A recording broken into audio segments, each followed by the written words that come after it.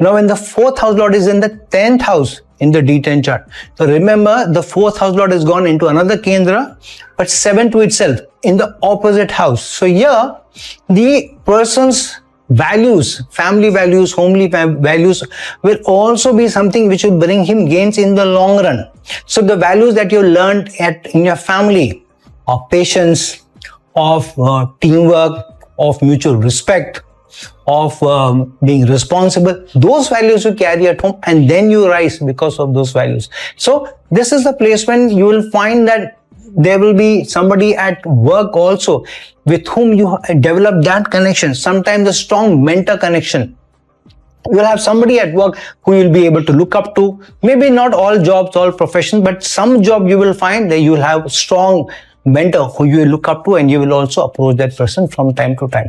So this is surely a placement where when the person's designation is good, when the person's role is good, when the person's role is responsible enough, then they feel at peace and tranquility, and they feel they have arrived, because you're the 4th house lord of happiness, satisfaction, peace, tranquility is going into the 10th house of standing, societal standing or designation in a job. So these people work very hard to be able to get those positions.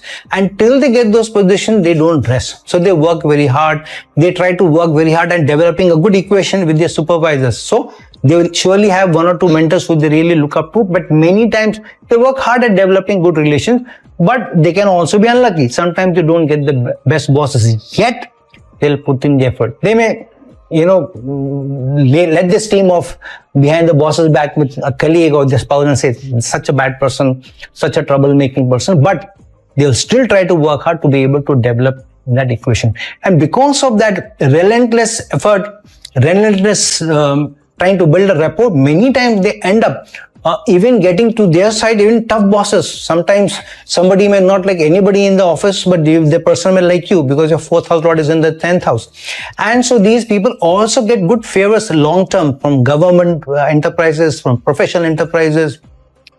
And then through this sustained diplomatic, tactful, rapport building effort, they reach very strong leadership positions. And through that, they also bring a lot of respect and pride to the family. The family also looks up to them. And when they arrive, they get the designation. They feel, I've arrived. I feel happy. I feel peaceful in my mind. I feel that I've been very successful.